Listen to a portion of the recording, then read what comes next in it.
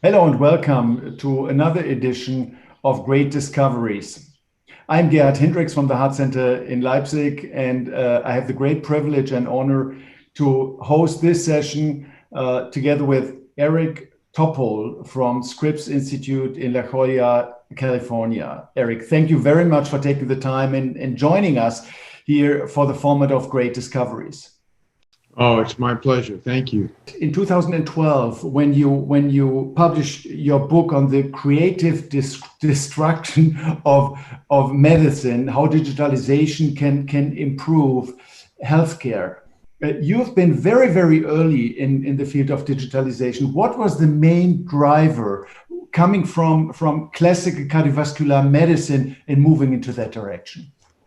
Oh, thank you. I mean, I think the issue back in 2010 or 12, when that period of time, was that we were starting to accumulate data from new sources, whether it be sensors, whether it was the genome. It wasn't just the disaster of electronic health records, which was a very bad start for the digital side of medicine, but it was these other things. And we started to see we were going to have soon enough a superseding of human capabilities for handling data, but also, I think this Schumpeter concept is that we need to, reinvent or have a creative destruction because we're not equipped to deal with data. Still today, we're not. But the realization was that the traditional ways that we would collect data from patients and deal with that were inadequate. And we were not, of course, respectful enough of not only our lack of capabilities, but also of the patients too, that they are part of this, that they're an equal partner. So these were the ideas that were forming back then, which continue to play out. That is the ability to deal and analyze the data, the ability to give more autonomy to patients. And these are kind of the moving parts that still have not reached a steady state. Mm-hmm. The traditional medical system is quite resistive to change, at least in Germany. Traditional medicine is very careful in accepting new modes of executing, of implementing new technologies. Where do you see the main roadblocks for digitalization in medicine? Is it the mindset of the people? Yeah, well, you're bringing up a really important dichotomy. If you're putting in a TAVR aortic valve, or you're ablating something, or you're, a stent, it gets pretty broad, rapid acceptance relatively. But when you're talking about a wholesale change of how medicine is practiced in the digital era, we're very slow to adapt. We're slow because it isn't really a gadget or a procedure. It's basically a transformative, challenging role. And I think this is something that we had a bad start, as I mentioned, because the first foray into this was, pure for the business of medicine, electronic health records, and they still are not right to this day. So we have to get over that and realize that if this is done right, this is going to make everybody's lives easier. It's going to make errors that occur in medicine become fewer. And, we can go to a much higher plateau of how we can provide care, true care for patients. Some people that are very critical to the application of digital technologies and digital products in the field of medicine believe and shout out that these technologies may pave the road to a non-human, inhuman, robot type of medicine. Don't get me wrong. I don't believe that. I think it's exactly the difference. What is your perspective? Will it dehumanize or humanize medicine? It could make things worse. So it could dehumanize. So we have to always, be guarding for that. But it actually has the opportunity to go just the other way. It's counterintuitive. But the whole idea is that if you are leaning on machines, if you will, and you have deep neural networks that are handling the data and making life easier, both for clinicians as well as for patients, you actually then get the gift of time. You can actually be together, have a presence, redevelop this relationship that has suffered, and have the trust established that in many places around the world has been lost, no less the burnout of clinicians.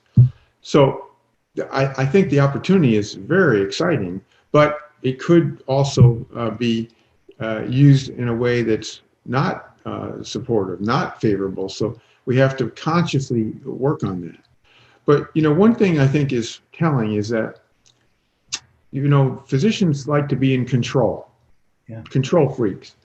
And they're not too enamored by the idea that patients would have the ability to do doctorless screening of diagnoses, that they would have sensor data with algorithms that would give them, the preliminary, just like we've seen, of course, with a smartwatch that can say, maybe you have atrial fibrillation. It's just the beginning of where this is going.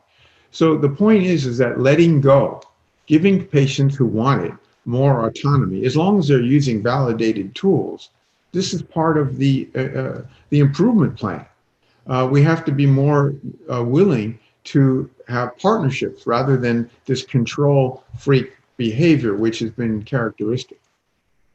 I couldn't agree more. It's one of the most important aspects and one of the most important opportunities that we have in that field, that we leave the traditional paternalization of medicine and go into an era where we give responsibilities back to the patients. And you have shown that in so many different fields, that self-diagnosis by citizens can be so helpful for the early detection of disease, for prevention of progression of disease, or supporting the healing process. In which fields of medicine do you see the biggest opportunities for digitalization, machine learning, artificial intelligence, pathology, radiology, cardiovascular medicine, or will it be everywhere? Well, it will be everywhere. There's no question.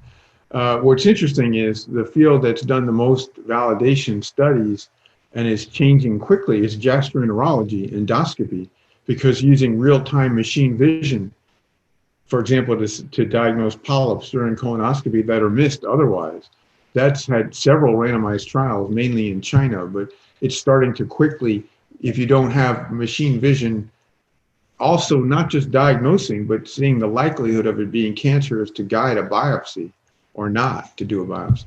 But ophthalmology is the field that's done, I think, the most impressive work. And of course, that has led to ability to screen diabetic retinopathy, even in grocery stores with algorithms, and eventually it will be through one's own smartphone. So those fields, along the ones that you've mentioned, radiology, pathology, cardiology, these are the front runners. But eventually, there will be no field spared from the influence of AI.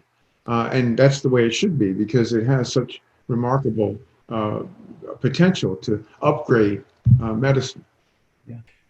For the future, I would envision that we will have a redefinition of healthcare spaces with a lot of home care that will be supported by digital products. There will be virtual care, and the traditional medical sector with outpatient and inpatient treatment will also be completely reshaped. And it has to be done to improve the quality of care. And there's also another point that you have made so many times that refers to equality of access to treatment on a society level within a country, but also on a global level. And you've made in your studies the point that the global impact of digitalization for the improvement of healthcare in the low to middle income countries may be even more pronounced as compared to the westernized world.